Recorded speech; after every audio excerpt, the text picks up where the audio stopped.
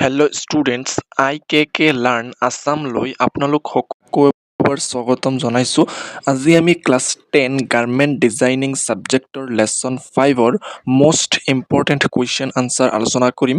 যিসকল ছাত্ৰ ছাত্ৰী HSLC পৰীক্ষাৰ বাবে প্ৰস্তুতি চলাই আছে তেওঁলোকৰ বাবে এই কুৱেশ্যন আনচাৰসমূহ বিশেষভাৱে সহায়ক হ'ব। গতিকে ভিডিঅ'টো শেষলৈকে চাই থাকিব আৰু ভিডিঅ'টো ভাল লাগিলে এটা লাইক কৰি দিব। ভিডিঅ'টো প্ৰথমবাৰৰ বাবে চালে চেনেলটো ছাবস্ক্ৰাইব কৰি দিব। তেন্তে আহক আমি এতিয়া ভিডিঅ'টো আৰম্ভ কৰোঁ।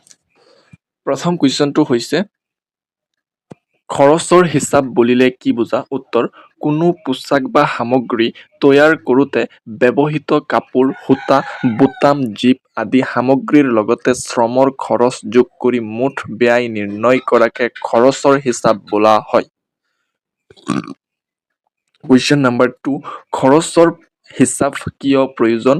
উত্তৰ: উৎপাদনৰ মুঠ ব্যয় জানিবলৈ, বিক্ৰী মূল্য নিৰ্ধাৰণ কৰিবলৈ আৰু লাভ লোকচানৰ পৰিমাণ গণনা কৰিবলৈ খৰচৰ হিচাপ প্ৰয়োজন।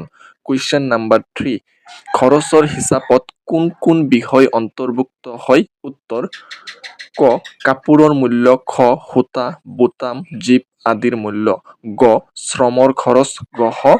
অন্যান্য আনুষংগিক খৰচ।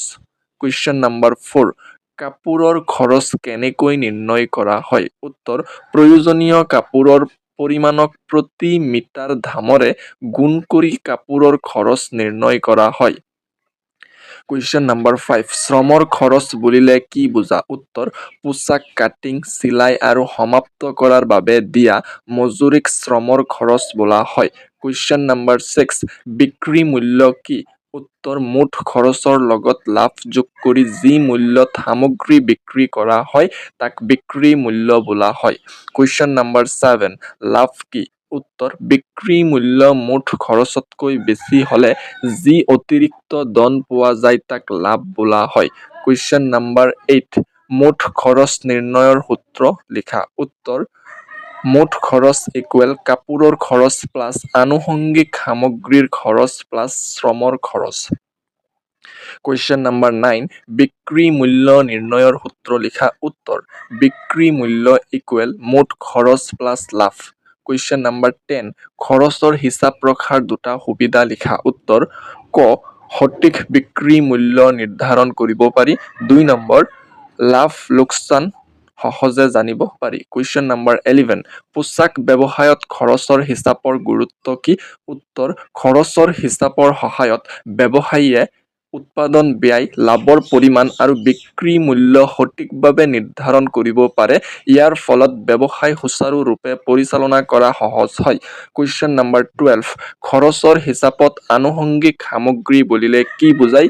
উত্তৰ: কাপোৰৰ বাহিৰেও ব্যৱহাৰ হোৱা সূতা, বুটাম, জিপ, হুক, লেচ আদি সামগ্ৰীক আনুষংগিক সামগ্ৰী বোলা হয়। কুৱেশ্যন নম্বৰ 13, লাভ লোকচান কেনেকৈ নিৰ্ধাৰণ কৰা হয়? উত্তৰ: বিক্ৰী মূল্য মুঠ খৰচতকৈ বেছি হ'লে লাভ হয় আৰু কম হ'লে লোকচান হয়। কুৱেশ্যন নম্বৰ 14, খৰচৰ হিচাপ ৰখাৰ মূল উদ্দেশ্য কি? উত্তৰ: উৎপাদন ব্যয় জানি সঠিক বিক্ৰী মূল্য নিৰ্ধাৰণ কৰা আৰু লাভ নিশ্চিত কৰাই খৰচৰ হিচাপ ৰখাৰ মূল উদ্দেশ্য। কুৱেশ্যন নম্বৰ 15, ব্যৱসায়ত খৰচৰ হিচাপ নাৰাখিলে কি অসুবিধা হ'ব পাৰে? উত্তৰ: লাভ লোকচানৰ সঠিক তথ্য পোৱা নাযায় আৰু বিক্ৰী মূল্য নিৰ্ধাৰণত সমস্যা হয়। কুৱেশ্যন নম্বৰ 16, স্থায়ী খৰচ কি? উত্তৰ: উৎপাদনৰ পৰিমাণ সলনি হ'লেও যি খৰচ একে থাকে তাক স্থায়ী খৰচ বোলা হয়। কুৱেশ্যন নম্বৰ 17, পৰিৱৰ্তনশীল খৰচ কি? উত্তৰ: উৎপাদনৰ পৰিমাণ বৃদ্ধি বা হ্ৰাস পালে যি খৰচ সলনি হয় তাক পৰিৱৰ্তনশীল খৰচ বোলা হয়। কুৱেশ্যন নম্বৰ 18, খৰচৰ হিচাপৰ তথ্য ক'ত লিপিবদ্ধ কৰা হয়? উত্তৰ: খৰচৰ বহী বা ৰেজিষ্টাৰত লিপিবদ্ধ কৰা হয়। কুৱেশ্যন নম্বৰ 19, পোচাক তৈয়াৰ কৰাৰ আগতে খৰচৰ হিচাপ কিয় কৰা হয়? উত্তৰ: কিমান ধন ব্যয় হ'ব আৰু কিমান লাভ হ'ব তাৰ আগতীয়া ধাৰণা পাবলৈ খৰচৰ হিচাপ কৰা হয়।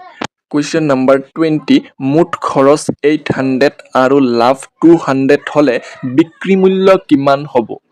আমাৰ বিক্ৰী উলিয়াব লাগে। উত্তৰটো হ'ব, আমি জানো যে বিক্ৰী মূল্য = মুঠ খৰচ প্লাছ লাভ।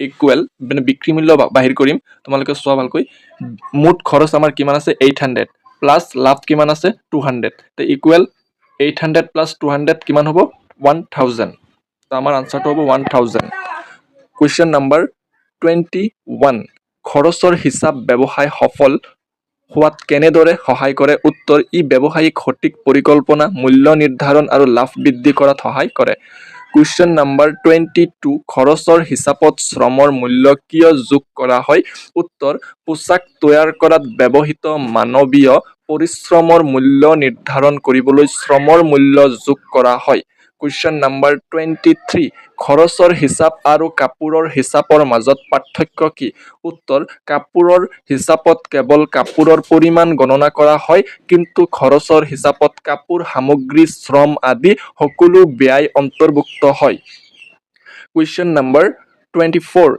খৰচৰ হিচাপৰ সূত্ৰ লিখা উত্তৰ মুঠ খৰচ ইকুৱেল কাপোৰৰ খৰচ প্লাছ আনুষংগিক সামগ্ৰীৰ খৰচ প্লাছ শ্ৰমৰ খৰচ ছাত্ৰ ছাত্ৰীসকল ভিডিঅ'টো ভাল লাগিলে ভিডিঅ'টোত এটা লাইক কৰি দিবা আৰু ভিডিঅ'টো প্ৰথমবাৰৰ বাবে চালে চেনেলটো ছাবস্ক্ৰাইব কৰি দিবা থ্যাংকস ফৰ ওয়াচিং ভিডিঅ'